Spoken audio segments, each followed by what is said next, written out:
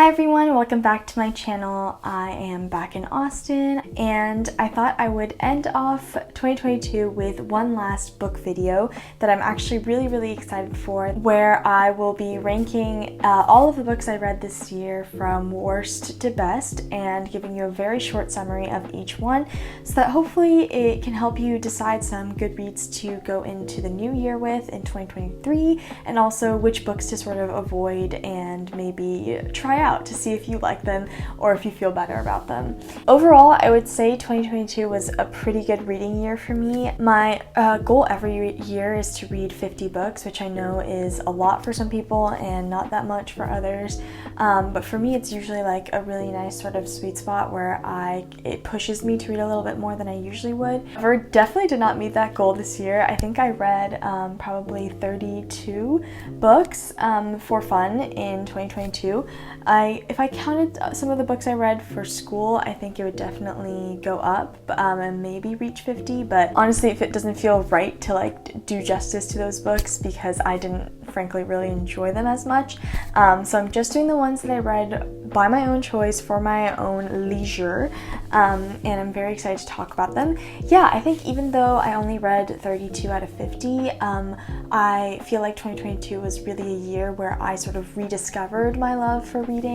I think in the past couple of years it's been a lot harder to find time to read and to make like space for it in my life, especially as a student studying literature when you're already reading a lot of books for school. But this past year I really sort of prioritized it, and also while being abroad I was able to read a lot on like the metro and stuff, and so it was really nice just to kind of reconnect to all these books that I hadn't been reading for a while and had on my TBR list. That being said, I think there were definitely some rough reads this year. As always, I'm really glad to see that there's more books that I enjoy than that I didn't, but there are some books that I also, love to hate, just as anyone else. So I'm excited to talk about all of these with you. Let's get into it, starting from the worst books that I read in 2022 and slowly working our way up to the best. And so stay till the end and I will sort of give you my top 10 list of the books that I've read this year. One last thing I wanted to mention before we get onto the books is I actually read about 7 to 8 books in Korean this year as well while I was in Korea over the summer. And I really wanted to include them because they're like sort of for me, myself and I later when I want to remember what books I read, but also just in case there are people watching who can read in Korean and would like to sort of hear my recs or thoughts on those books. So I will include them at the very end in sort of their own order, so people who can't read in Korean or don't have access to those books can kind of skip that section, and I'll mark that down below, but just wanted to give you a heads up. Okay, starting with the worst book that I read in 2022, 100% takes the cake, was Skinship by Yoon Choi. This is a collection of short stories about various Korean American immigrants and characters, and sort of their different escapades and experiences adjusting to American life. I just felt like the writing was very boring. It felt like the stories were very like sort of self-serious and like self-gratifying, and I didn't actually feel that as the reader we got that much exciting stuff or felt super connected to the characters.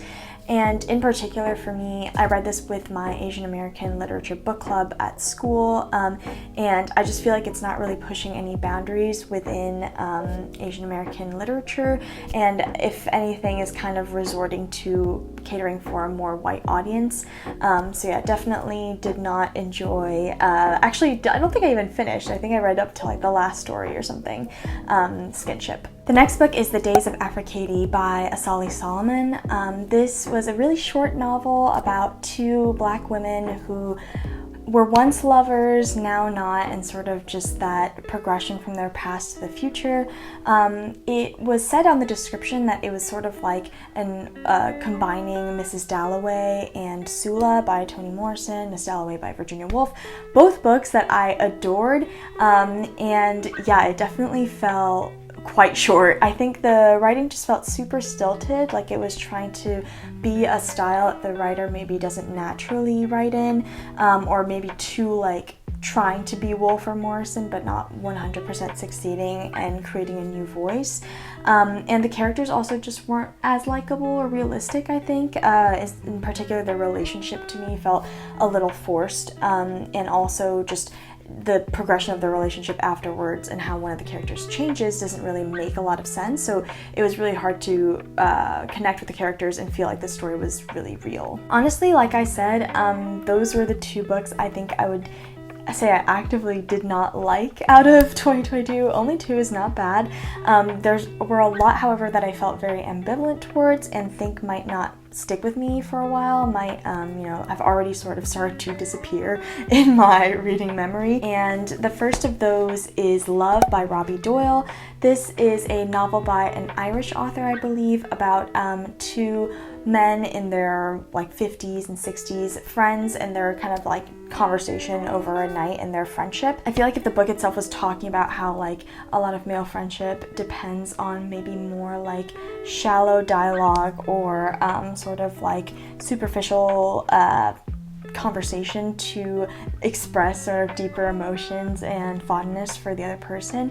That was great, but I also didn't actually feel that connected to the characters because we were only getting to see them really through the dialogue, even though I do think it is an interesting read if you want to kind of explore different representations of male friendship in fiction. The next is Department of Sex Speculation by Jenny Offal. The fact that I didn't really remember what happened in this book probably says a lot. It's a story about a woman who is kind of just going through her relationship with her partner, and also, as with Jenny Offal's work, a lot of other sort of musings and internal sort of work.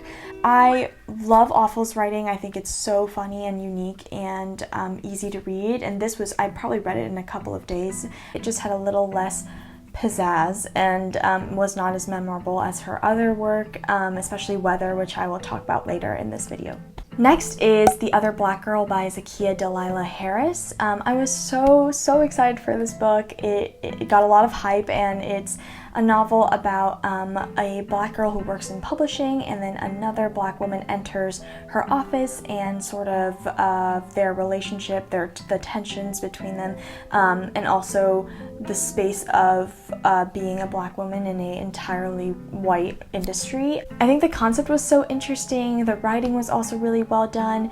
It just came down to the fact that the ending in particular and sort of the motivations of the characters were not as believable, and in particular, without spoiling too much, I think that it doesn't really send a right message, if there is a right message, but the message that it sent about the way black women kind of can relate to each other sort of grated at me. The next book is Where Reasons End by Yin Lee.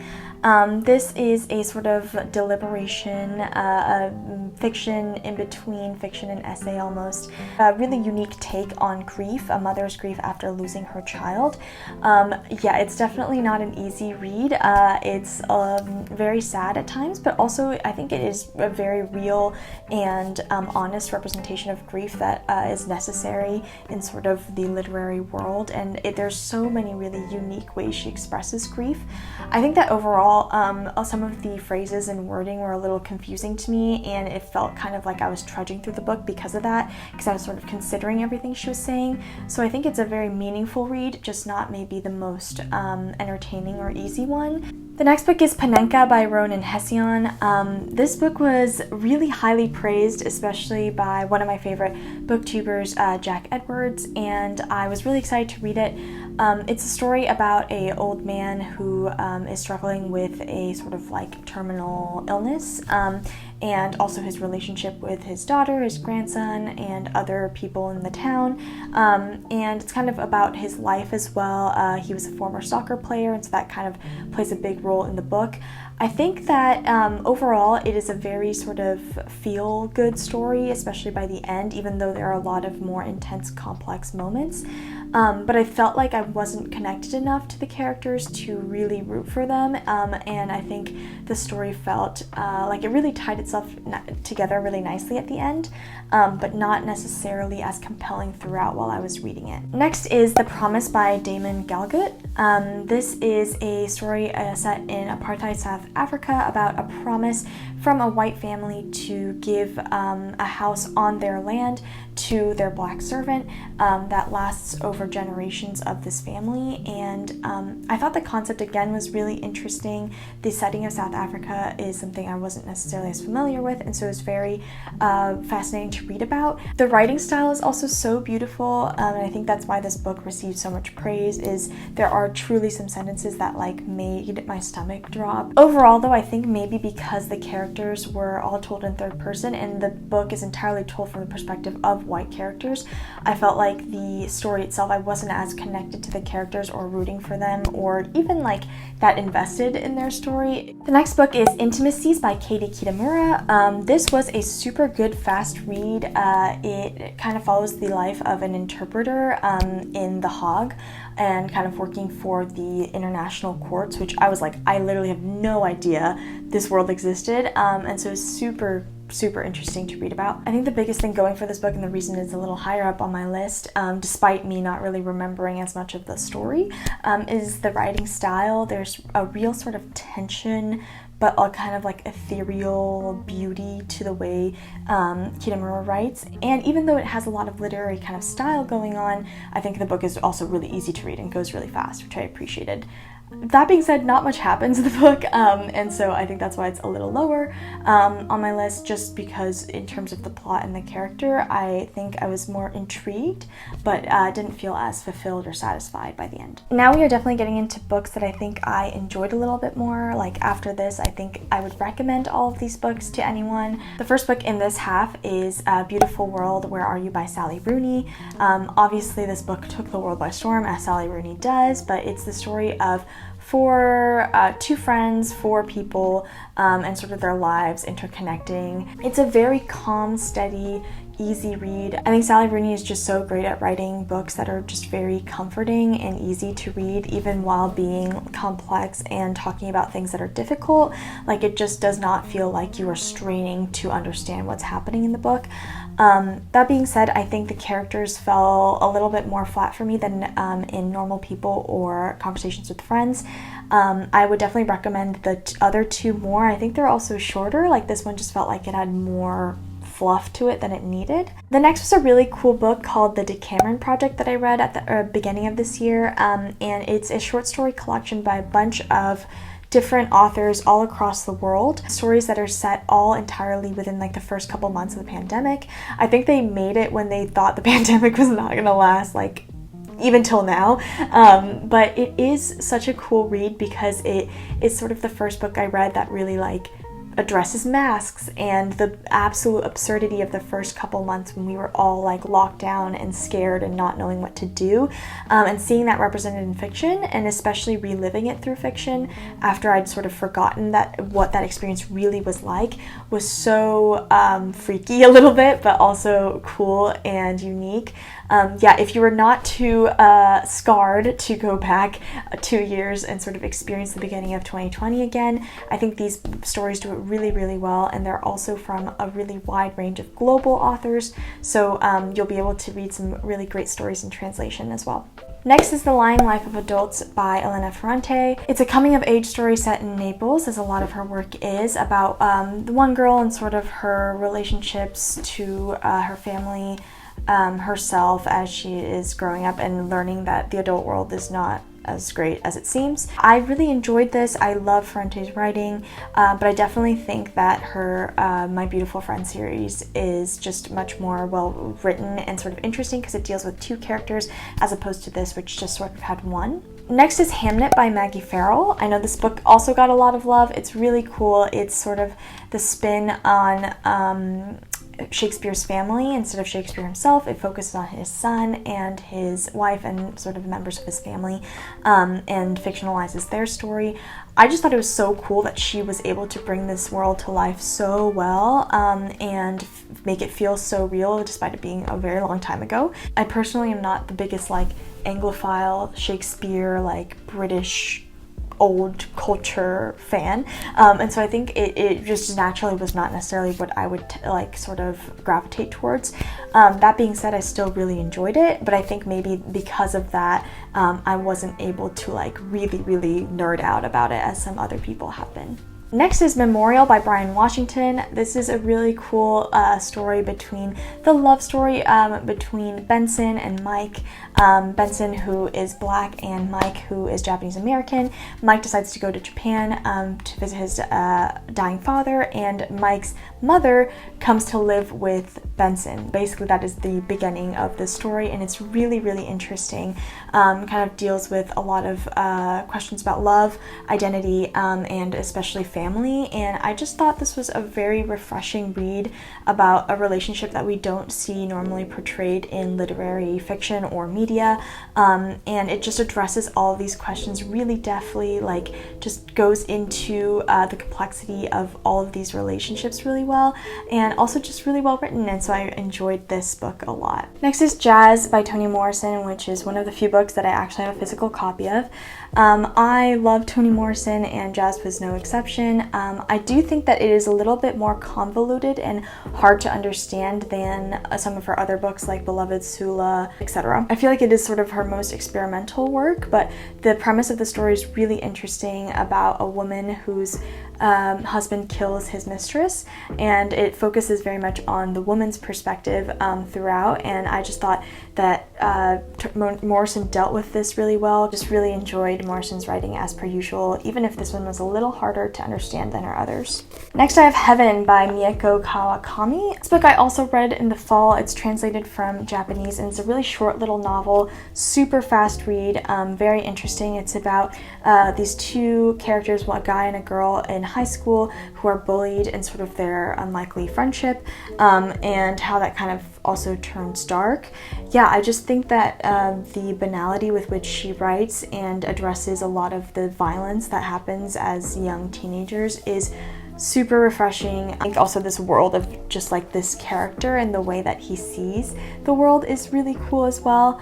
I do think that maybe at times that the translation felt a little clunky. That might be my personal opinion, but I think the writing and the story is absolutely incredible, and definitely would recommend for those looking for a little bit of a faster but definitely still intense and meaningful read. Next we have A Lucky Man by Jamel Brinkley. I hope you're noticing the trend that I tend to buy the books that I like the most. But this is a short story collection about Black masculinity, stories that sort of explore the different facets of that through very different characters and stories. But what is a common thread throughout is that Brinkley's writing is absolutely incredible.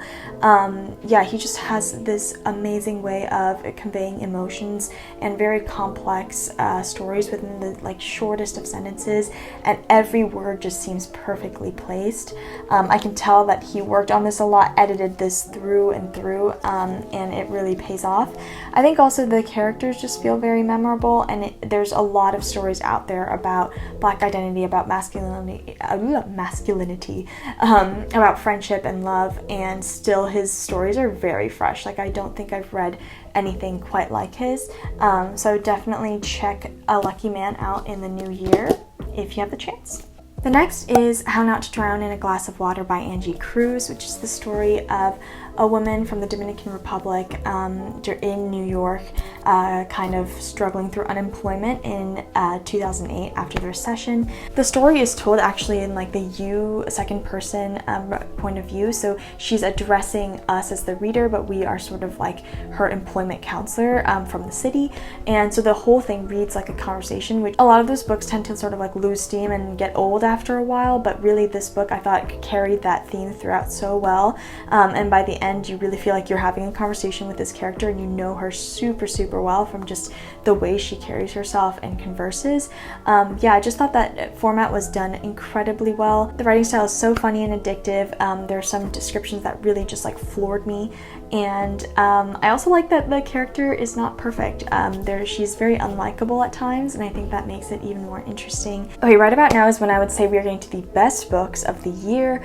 I think these last 7 were the ones that really blew me away this year, the ones that made this year such a good one for reading in general, and ones I would recommend, like talk people's ears off about to anyone. The first of those is Open Water by Caleb Azuma Nelson. This is, again, a short novel by a British author about really a love story between a photographer, I think, and a dancer in London, an exploration of their love story and also of heartbreak. But just really I think probably the most beautiful writing I've read this year. It is so effortless, but so stunning, and the whole time I was reading it, I was like, okay, if I could write like this, I would never stop writing. Like, it is just so incredible, and you also really get to know these characters and feel for them and their story by the end of it. So yeah, I would definitely recommend Open Water. The next book is Sorrow and Bliss by Meg Mason, one of my absolutely favorite books of the year. This book, kind of, I don't know, the cover I feel like is a little misleading. It looks like a light read, and in some ways it very much is. It's so funny, definitely the funniest book I've read this year. But at the same time, it is very, very deep. It kind of dives into mental illness. It dives into the complexity of adult relationships.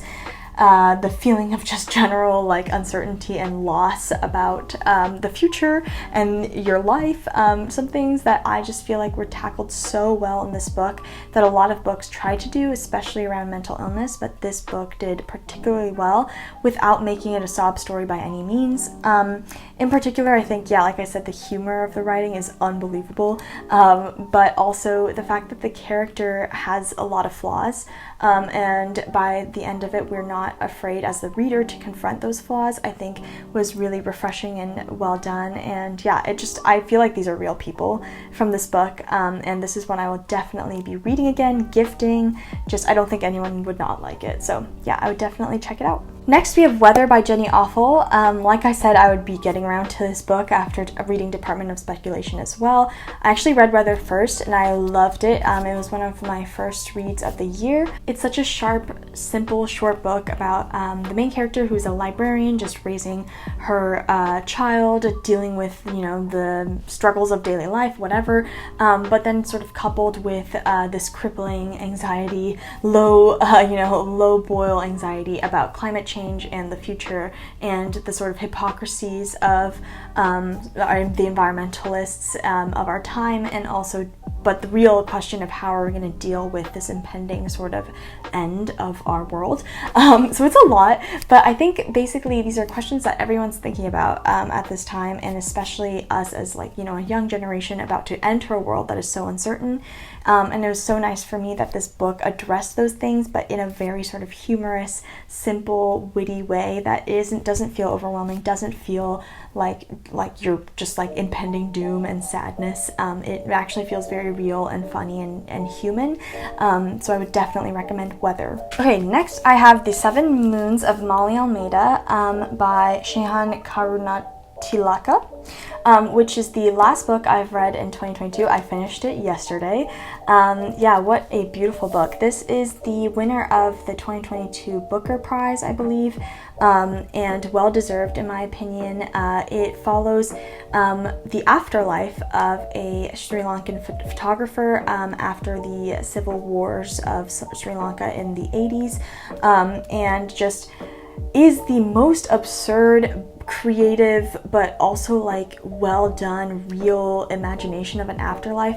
Almost think like Lincoln in the Bardo by George Saunders, if you've read that, but combined with just like the sort of the folklore also of Sri Lanka. But the biggest thing I think is the character is just so freaking funny and witty, and just like the way the book is written, the tone is like very sarcastic, a little bit of dark humor, but also at times very beautiful, honest, vulnerable. I just think this is a masterpiece of writing. I think if you are someone who likes reading great writing, likes reading people who feel likes reading books where you're like, how did someone create this out of their mind, out of their brain? This is the perfect book for you. I absolutely loved it. Next is After Parties by Anthony Viesna So. This is a collection of short stories about Cambodian American community in California, and just a bunch of Cambodian American characters and sort of their family, their relationships. It's super, super well written again. I think So is just a complete master of the short story. His tone is incredible, and the stories are really, I think, think, like simple but also very touching, and you really care for each of the characters that you sort of interact with.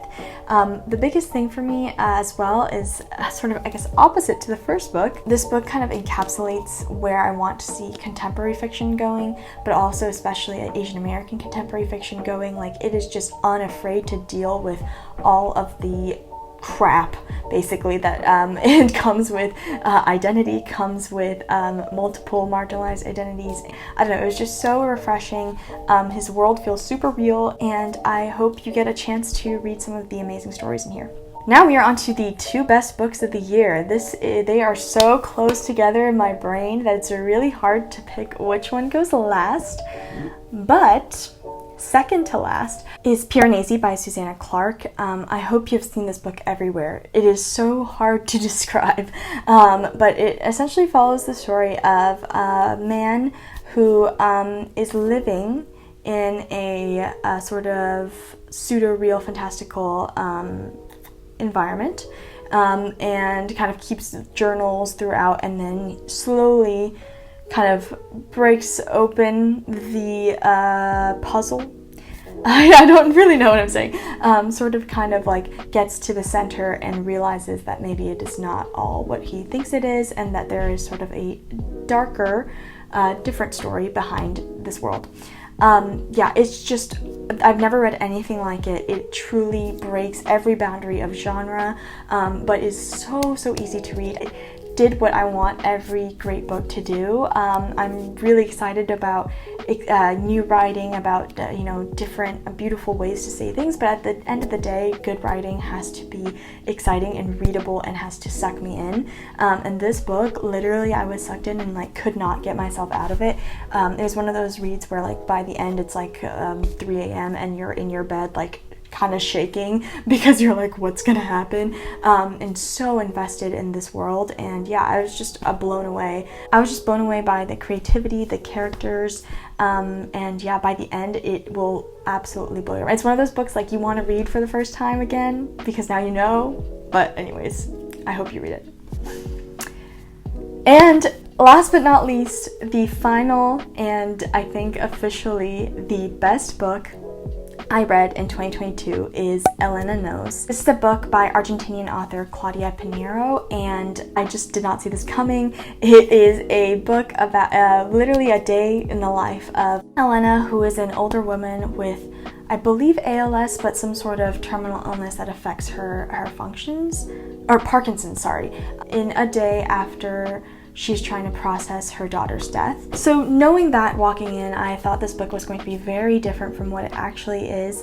It just delves into motherhood, women's rights, control over our bodies, what it means to have ownership and independence, love, illness, and ageism, and all of these incredibly complex things, literally within a span of a day, within the span of a couple of characters, 3 or 4 characters that you get to know really well, and it is unbelievable. I mean, it is a very suspenseful book as well. You're trying to figure out what happened, and by the end you are left with an answer that is nothing like you expected. It's really rare that a book is able to both tackle current issues, social issues, identity, and bring it in a very fresh, new, grounded way into a story that is already suspenseful, that already just based on the characters and the story would work really well, and the plot is completely well formed and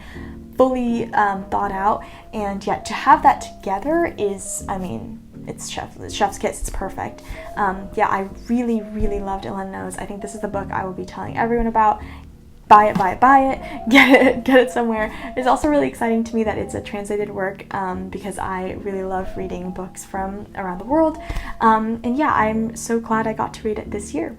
Alright, so that's the end of all of the books I've read this year in English from worst to best.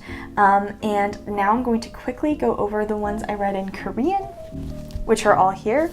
Like I said, if you can't read in Korean and will not be able to access these books, feel free to skip this little part. It's a little weird to me that I'm talking about these books in English when they're written in Korean, but we push on. I hope you understand. Yeah, let's go. The first is 초급 한국어 by Moon Ji-hyuk. This is telling the story of the man who comes to New York to teach Korean to foreigners in America. And yeah, it's really interesting just seeing sort of the opposite of my perspective in some ways as an American who goes to Korea. But also I think other than the fact that it was sort of about that journey in a new country, there wasn't much going on. So it's a little more boring, I felt, and didn't stick with me as long as the other ones. Next we have the Shirley Club, or The Shirley Club by Park Seol-yeon. And this book is really funny. It's about a woman who moves to Australia, so another woman who goes somewhere else, and meets basically a bunch of people named Shirley, and they have this like monthly meeting or something called the Shirley Club, and it's basically all these old grandmas and then this one Korean woman and in Australia, and it's a really interesting story of that unlikely friendship. Again, I think the concept was interesting, but it didn't really go past that initial idea. Next is this collection of short stories. It's the 젊은 작가상 수상 작품집. So this is the collection of short stories that won like the young author, then sort of new author award. So it's 7 very young authors working in Korea right now, and I think that was just really cool to me, just seeing sort of what is the frontier or the working field of contemporary Korean writing. Other than that, I don't necessarily remember a lot of these stories that well. I think there were some that were better than others. One that was a little too experimental for me, so I didn't really quite get through it. Overall, yeah, I really like reading these sort of collections from young writers, so I enjoyed it. Next, I have this book, which is 초록 가죽 소파 표류기 by Jung Ji-hyang. This is a very interesting story. I think it also won the University Writer Award, so like the writer who is in college. So she was really young when she wrote this, but it's the story of 3 sort of unlikely friendship people, the main character and her partner, and then her friend who is a Korean adoptee, so someone from, I believe, the United States who is adopted but is ethnically Korean, who is coming back to Korea and stays with the main character, and sort of that triangulation creates a lot of interesting tensions and stories and relationships. I just thought this was so well written, very sort of like detailed and easy to read, and yeah, I was really impressed with this one. Next, we have my 2 favorite Korean books of the year. Something I've just been loving about modern Korean books is just that a lot of them have sort of like this comforting, cozy vibe that people are gravitating towards, I think, especially during a very stressful moment for a lot of people. So we have 불편한 편의점 by Kim Ho-yeon and 어서오세요 윤현동 서점입니다 by Hwang Borum. Both I would absolutely recommend. Yeah, it's hard to pick a favorite. I think I would say I liked this one a little bit more. But to sort of talk about this one first, this is the story of an independent bookstore in a very kind of cozy little neighborhood, and all the little things that go on in an independent bookstore and how it sort of becomes a fixture of this neighborhood and a really important place. And yeah, it's just so cozy. It's my dream to own an independent bookstore and like a cafe in one, so I loved it. This one is the story of a Korean convenience store and an unlikely worker who comes to work there and really sort of makes the place very special. Again, very cozy, very sort of comfortable, easy reading, and yeah, I think this one also has a lot of unlikely, lovable characters as well, so I liked it a lot. Okay, so Pusheen is fallen, and that is the end of my 2022 reading list, from worst to best. I hope you enjoyed. It's been such a good year of reading. It's been also a really fun year of sharing my reads with y'all through sort of monthly book videos and things like that. Please check out any of the books that I've recommended and let me know your thoughts, and especially the top 5 or so. I really hope you get the chance to read them in 2023. Other than that, I hope we all have a very happy new year. I'll be coming back with some new content before I head off to London for next semester. But thank you as always for tuning in, for watching, and I will see you next time. Bye!